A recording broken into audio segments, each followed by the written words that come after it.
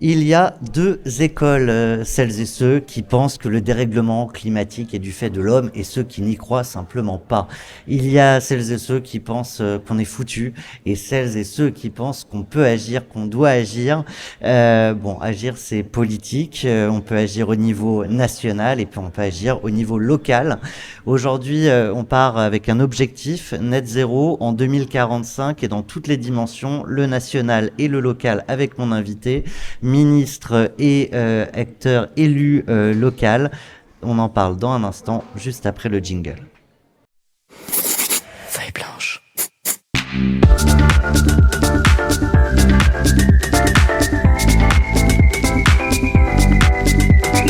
« 40 nuances de Next ». Patrice Vergrit, ravi de vous avoir avec nous, monsieur le ministre. Bonjour. Vous êtes également président de la communauté urbaine de Dunkerque, donc je le disais, un élu dans toutes ses dimensions. On se rend pas compte à quel point quand on touche un curseur, et là l'objectif est clair, il est ambitieux, net zéro en 2045, à quel point en fait ça touche partout, tout change, avec des impacts partout qu'il faut penser, sur lesquels il faut agir. La transition, ça touche effectivement l'ensemble des dimensions de la vie. C'est à la fois évidemment l'économie. Ici, on en parle beaucoup lors de ces assises, quand on parle de décarbonation industrielle notamment. Dunkerque, le territoire dont j'ai la chance d'assumer la présidence de la communauté urbaine, c'est 20% des émissions industrielles de France. Donc vous voyez le défi. J'ai envie de dire, tous les autres territoires à côté, c'est vraiment nettement en dessous. Donc il y a un défi considérable. Mais c'est pas que l'économie. Parce qu'on ne peut pas dire demain la décarbonation, ça n'appartient qu'aux acteurs économiques. Il faut embarquer toute la société, toute la population, parce qu'on est une démocratie et on arrive à mettre en place des politiques publiques ou une économie que si la majorité de la population, au moins, si ce n'est plus, est d'accord avec cet enjeu d'avenir. Et donc oui, du coup, il faut à la fois toucher le logement, le transport, la santé, l'eau, à côté de l'économie. Et en plus, vous devez toucher... j'ai envie de dire la volonté des populations. Ouais. Donc c'est aussi politique. Comment on embarque ? Parce que aujourd'hui, ce que vous avez réussi à mettre en place, on peut parler de capitale mondiale de la décarbonation à Dunkerque. Ça se fait pas d'un claquement de doigts. Non, alors il y a d'abord tous les acteurs économiques qu'il faut embarquer. Ça se fait avec le temps. On commence par des échanges simplement même, puis des petits projets, souvent aidés par des appels à projets de l'État ou appels à manifestation d'intérêt. Pour nous, ça a été TIGA, par exemple, Territoire Ambition de grande ambition, qui a été lancé par l'État, qui nous a permis de commencer à nous fédérer. Puis petit à petit, on voit que ça marche, on voit qu'on est reconnu, il y a de plus en plus d'acteurs. Les acteurs économiques se rendent compte que finalement, l'importance de la collectivité locale dans la capacité à développer le territoire, ça leur profite à eux, par exemple sur l'eau, sur l'économie circulaire, sur l'électricité, sur les déchets également. Donc du coup, on finit par faire un collectif. Pour la population, c'est un peu différent. Pour embarquer la population, là on est dans le domaine politique, je crois beaucoup plus à la conviction, les yeux dans les yeux. Et donc, on a mis en place ici, sur le territoire dunkerquois, un certain nombre d'outils d'éducation populaire, des lieux. La Halle au Sucre, par exemple, le Palais de l'Univers et des Sciences, la fabuleuse Factory qu'on a ici. On a dehors, oui. Justement, pour pouvoir sensibiliser directement la population, soit au métier de demain, soit à tout simplement leur donner des clés de la compréhension du monde. Finalement, pourquoi aujourd'hui il faut faire de l'éolien ? Pourquoi aujourd'hui il faut un mix énergétique ? Pourquoi il faut changer de comportement, prendre un peu moins sa voiture ? C'est pas naturel. C'est pas naturel. Changer de comportement pour la population, comprendre qu'on est en train de changer un paysage, comprendre qu'on est en train de modifier le fonctionnement d'une ville, d'un entourage, qui change à la fois la qualité de vie, mais aussi le comportement du quotidien. Ça a besoin d'une relation de confiance, les yeux dans les yeux. Mais quand on parle de population qu'il faut embarquer, des fois, on entend que les politiques sont complètement déconnectées du quotidien. Là, en fait, vous montrez à quel point chaque décision qui est prise, on a conscience de cet impact. Oui, et quand on est au niveau local, on s'en rend compte fortement. Je pense que c'est peut-être ça qui est le plus important. Et il n'y a aucune décision parfaite. Il n'y a aucune décision parfaite, mais on est en démocratie et ce qui compte, c'est la capacité d'embarquer les citoyens dans cette décision. C'est un pari toujours. Une politique publique est un pari. Quand on a fait le transport public gratuit ici à Dunkerque, On aurait eu personne dans le bus en plus, c'est un échec. Bon, on a bien réussi, plus 125%, record du monde. Donc on a plutôt réussi, mais c'est un pari à chaque fois, finalement, une politique publique. Et il ne marche que si vous embarquez les gens. Patrice Vergriette, le thème de ces assises, c'est transformer les contraintes en opportunités. Quand on parle de décarbonation, quelles sont les grandes contraintes? Les contraintes sont partout. Les contraintes sont à la fois sociales, parce que les enjeux de développement durable vont toucher pas forcément les plus riches, mais vont toucher même probablement davantage les plus pauvres. Donc on voit bien qu'il y a une question de justice sociale derrière toutes les politiques publiques en faveur de la transition. C'est évidemment un enjeu environnemental et une contrainte environnementale, parce qu'on voit les limites planétaires. Aujourd'hui, le climat, d'ailleurs, c'est une des limites planétaires, pas la seule. C'est une contrainte économique, parce qu'on voit aussi que pour certains, ça va devenir difficile, plus difficile demain. On parle déjà de difficultés de pouvoir d'achat. Donc les contraintes sont partout, j'ai envie de dire. Mais l'enjeu, c'est de transformer ces contraintes en opportunités et de pouvoir montrer à la population que si on dépasse toutes ces contraintes pour inventer un autre modèle de développement, un autre modèle de croissance, en fait, au bout du compte, ce sera mieux. Finalement, il faut bouger chacun des curseurs où ce sera moins bien à chaque fois qu'on va toucher. Et puis en plus, tous ceux qui vont être les plus pénalisés ne vont pas hésiter à le dire, et fortement et ouvertement aux politiques. Mais à la fin, quand on aura bougé tous ces curseurs, on aura pénalisé plein de gens, mais à la fin, on aura quelque chose qui sera positif. Vous vous rendez compte, le truc ? C'est franchement très très difficile à faire. Et à ce moment-là, les gens ne se rappellent pas qu'ils n'étaient pas contents ou oublient pourquoi ils sont bien, jamais aujourd'hui. Jamais. Mais ils peuvent apprécier après le nouveau modèle de développement. Et c'est le pari qu'on doit faire. C'est aussi un pari de la politique. Être capable de dire, voilà, je vais mettre en déséquilibre la société pour trouver un nouvel équilibre derrière. On l'a fait, on l'a fait ici sur le territoire d'Unkerque. Puis on parle des générations d'après. Enfin, faut pas oublier pourquoi on fait les choses. Ça, je m'inquiète parce que je note en politique, dans la population, un rétrécissement de l'horizon temporel. J'ai même une anecdote quand j'étais ministre des Transports. Je le suis encore, mais aux affaires courantes aujourd'hui. Quand j'étais pas aux affaires courantes, j'avais fait une réunion autour des services express des régions métropolitaines, les fameux SERM, les RER métropolitains du président de la République. Et j'avais lancé cette initiative qui me paraît essentielle pour la transformation de la vie quotidienne des gens. Parce que demain, ça permettra à une population, parfois dans des petites villes ou des villes moyennes, de pouvoir aller en transport collectif et d'éviter de prendre la voiture. Ouais. Donc une belle offre. Et donc l'accès à l'emploi, à la culture. Pour moi, c'était essentiel. C'était même peut-être le projet le plus important de mon ministère. Je présente ça aux acteurs, je dis tiens, je vais faire un petit point presse derrière, forcément, puisque c'est le sujet le plus important pour moi. Et c'est évident que tout le monde va trouver ça génial. Deux médias sont venus. 2 médias de la presse professionnelle uniquement. Et le lendemain, il y avait une grève à la SNCF qui touchait la semaine d'après. Et là, j'avais tous les médias. Et j'incrimine pas les médias quand je dis ça. Je dis simplement, ils ne font que suivre quelque part ce que demande la population, généralement. Et ce que révèlent très bien les algorithmes aussi sur les plateformes, on cherche de l'émotion, de la colère. Du court terme. Du négatif, effectivement, de l'émotion. Moins de réflexion. En fait, c'est l'émotion qui prend la place sur la réflexion.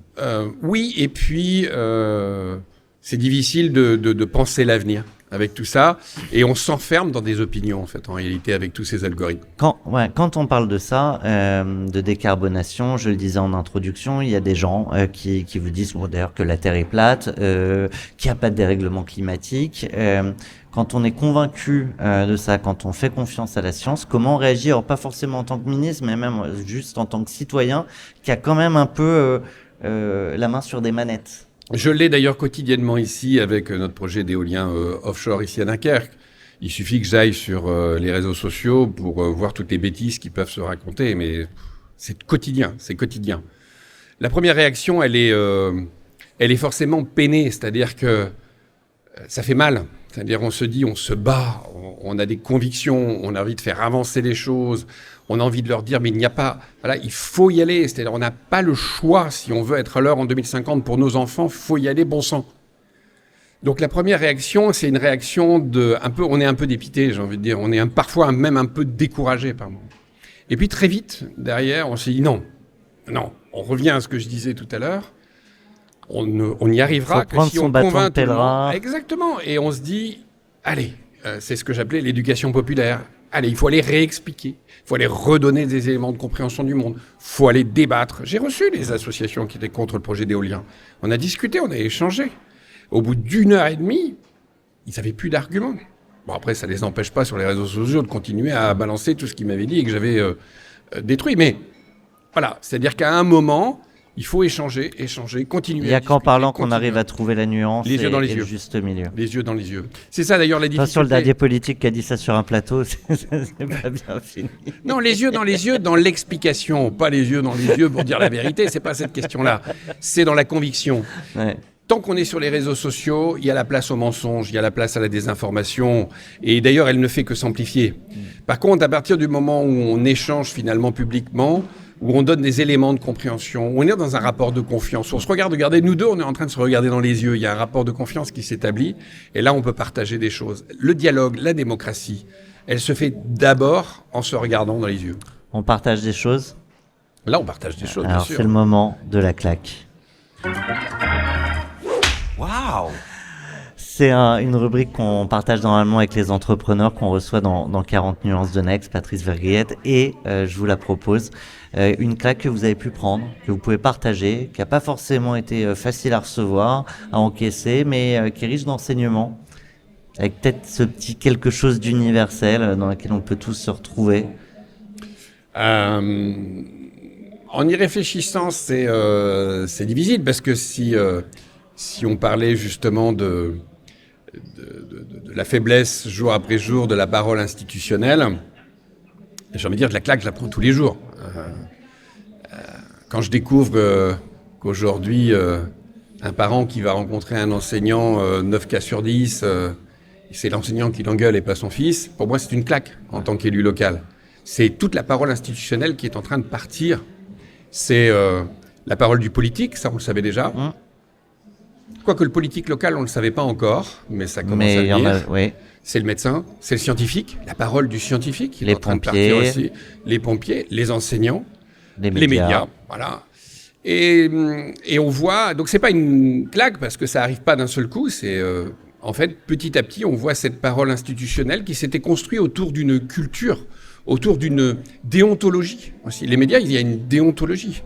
Donc une histoire culturelle, et c'est cette parole institutionnelle qui est en train de disparaître au profit de quelque chose qui n'est plus réglé par une déontologie, donc où tout est possible, une jungle finalement de l'information demain. Mais c'est dangereux, on parlait extrêmement dangereux. Des algorithmes tout à l'heure, est-ce que c'est pas justifié au fait que aujourd'hui les médias, les algorithmes, l'ultra réactivité à l'information et le fait qu'on pousse à l'émotion fait qu'on s'intéresse moins, qu'on croit moins et qu'on va plutôt entendre les oiseaux de mauvais augure.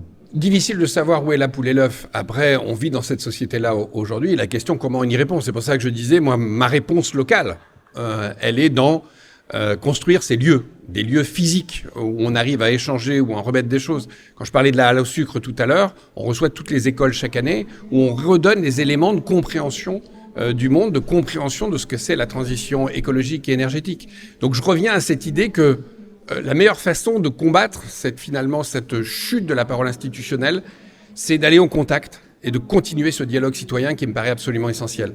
C'est la clé dans une démocratie.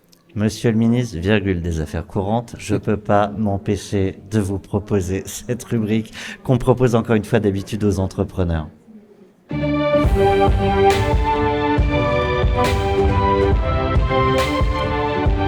n'êtes pas prêts? Parce que c'est notre projet! Alors, c'était pas pour vous, hein, on l'a pas créé créé pour cocasse. vous. Ouais. Demain, je vous donne les clés du pays. En tant que président, en tant que Premier ministre, vous pouvez toucher un curseur, celui de votre choix. Vous rajoutez quoi? Il y a quelques curseurs que j'aimerais bouger. Mais j'ai envie de dire, s'il y en a un, c'est celui qu'on vient d'évoquer. C'est-à-dire finalement, comment on arrive à rétablir davantage de dialogue citoyen dans notre pays. On parle toujours de la crise politique actuellement. Mais moi, je le vois plus comme une crise de la démocratie, en réalité.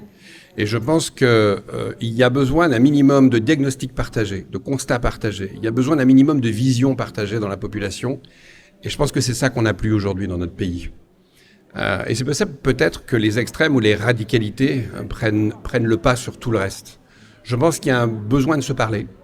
Il y a un besoin de remettre sur la table justement une vision ou un constat partagé de ce qu'est aujourd'hui la réalité de notre pays, où on va aussi, essayer de se parler d'où on va. Je pense que finalement, on ne se parle pas assez dans ce pays. Et je pense que si je pouvais toucher un élément, c'est ça. C'est pas une crise politique, c'est une crise de la démocratie. Et j'aimerais essayer de donner davantage de place justement à essayer de reconstruire cette vision commune et ce constat commun au niveau de la population. Je pense que c'est essentiel. Après, ça doit s'appuyer sur plein de choses. Évidemment, davantage de justice sociale, davantage... Mais j'ai envie de dire le cœur essentiel, c'est parce que c'est ce qu'on a réussi à Dunkerque finalement avec les industriels et la population, c'est réussir à mettre partager tout le monde une ensemble. vision, voilà, mettre tout le monde ensemble. Et je trouve qu'aujourd'hui il n'y a pas assez de vision partagée dans notre pays. Et si on revient pas là-dessus, si on corrige pas ça, je vois pas comment on peut s'en sortir. D'ailleurs, regardez l'éclatement de l'Assemblée nationale, ce que c'est devenu en ce moment. Donc je pense qu'à un moment donné, on a besoin d'avoir un minimum de constats et de vision partagée. Finalement, c'est quoi la démocratie? C'est qu'est-ce qu'on veut faire ensemble? Qu'est-ce qu'on veut faire collectivement? C'est pas un bien-être individuel. C'est qu'est-ce qu'on veut faire tous ensemble en tant que nation. Faire on société. veut faire quoi? Faire société. Et je pense que cet élément-là, il doit s'appuyer sur un minimum de constats et de vision commune. Et donc aussi faire place à la nuance. Merci d'avoir pris place dans 40 nuances de Next. On était là aux Assises européennes de la transition énergétique. À Dunkerque, vous accueillez notamment Vercor sur la production de batteries électriques bas carbone. On avait le plaisir de recevoir dans notre format qui est dédié aux champions de l'économie française, Benoît Leménian. Donc à celles et ceux qui s'intéresseraient à cette aventure entrepreneuriale et de décarbonation, je vous invite à écouter notre échange de 2 heures avec Benoît Leménian, Patrice Vergrit. Merci beaucoup. C'est un bonheur de vous avoir. Merci à vous. Et longue vie à la démocratie. Oui. Feuille blanche.